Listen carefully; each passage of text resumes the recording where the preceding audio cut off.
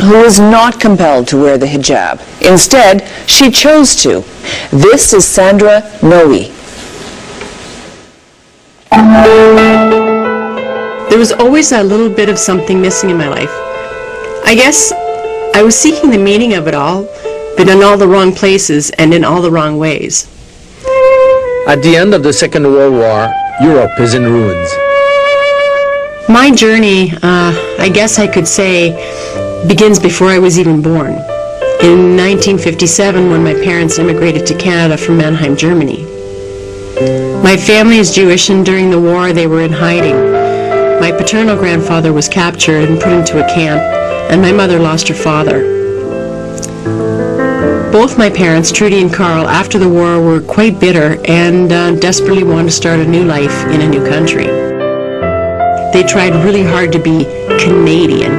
They changed their names and downplayed their heritage quite a bit. Unlike my parents, I reached out and embraced my Jewish faith.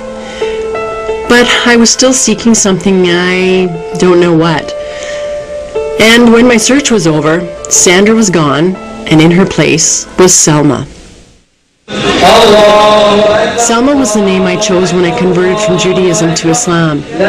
Selma was one of the Prophet's wives, and she was the nurturer. She was the one that looked after everybody. And to me, that was very close to my own name because I searched the origins of Sandra. Sandra means helper of mankind. My interest in Islam goes way back to the 70s. I was probably about 13 when I heard that Cat Stevens had converted to Islam and was now known as Yusuf Islam. And I found that so fascinating and wanted to know about Islam.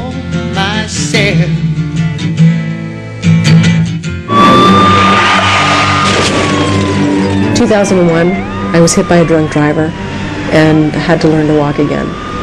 And as my car was flying through the air, I was totally awake, thinking, okay, is this how I'm going to die?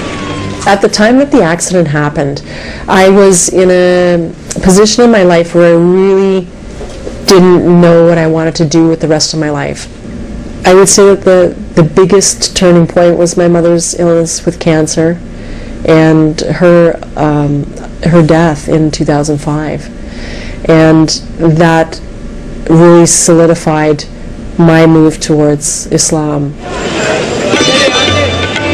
I went to India in 2005, 2 weeks after my mother's death. It was the month of Ramadan when I got there.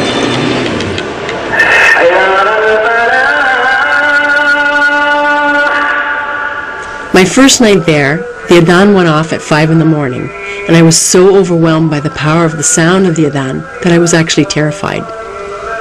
I went to the window, I stood there listening, and there came over me a feeling of complete happiness and peace and belonging. That was the moment that made me take that leap of faith. The Shahada is the affirmation one makes when they convert to Islam. And it is very simple. It's just the affirmation that there is only one God and no other God. And that's what you believe in. As I understand, Sister Salma, you did some studies prior to this moment about Islam. And what always fascinated me were the similarities between Judaism and Islam.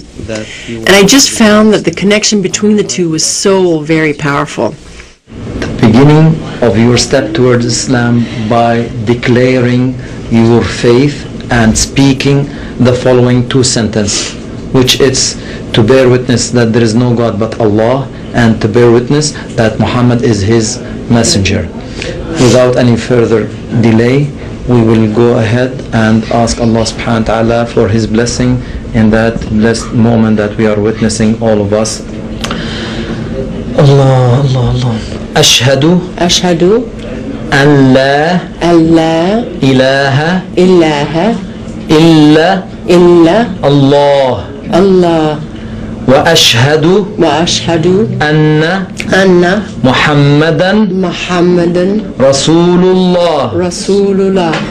I bear witness I bear witness that there is no God that there is no God but Allah, but Allah, and I bear witness and I bear witness that Muhammad that Muhammad is his messenger. is his messenger. Sallallahu alayhi wa sallam. Sallallahu alayhi wa sallam. Mubarak.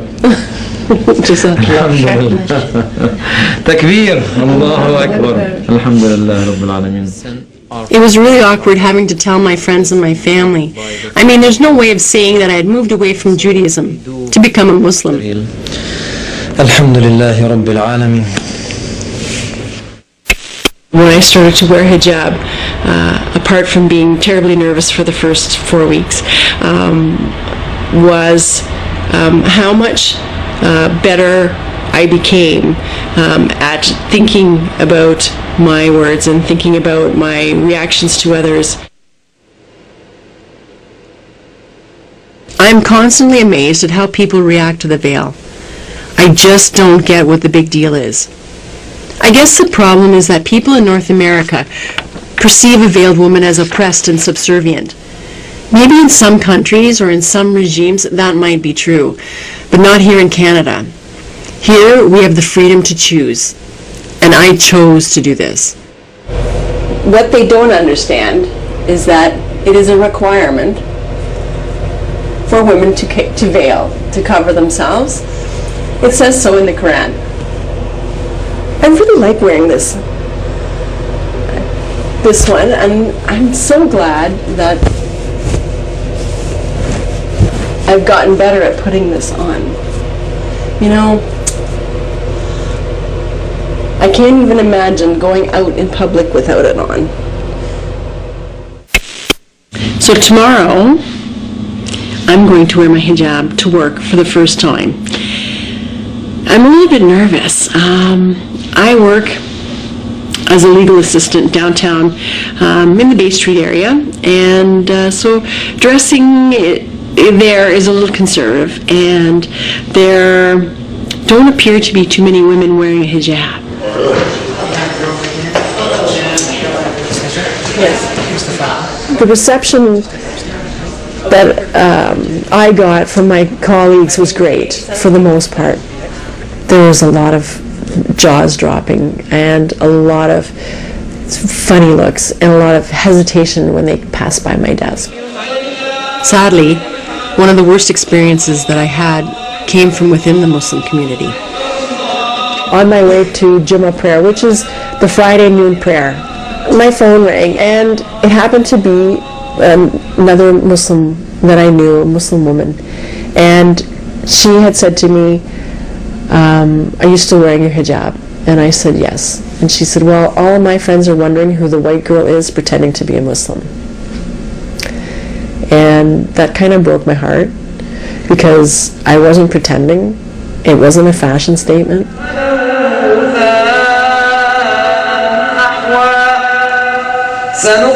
People always assume that because I'm North American and that I am a convert to Islam, that I'm making a political statement. And I think it's more about making a statement of who I am in life. I'm a Muslim.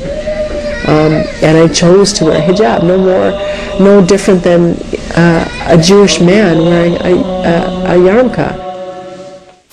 One of the myths that people have is where they see a North American woman who has converted to Islam. They automatically assume if she's married, she must have done it for her husband, because that's the only way to do it. And, you know, wonderfully enough, it's not. Walnuts? Dates? I was a Muslim woman wearing the veil much before I met my partner.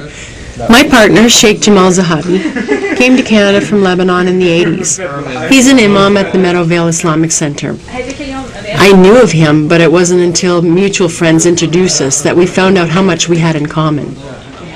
My son Colin, who is now 23, hasn't met his new family as yet, but he's really excited and supportive. Initially, he wasn't so sure about it, probably because it was a lot to deal with at the time, but he's okay now.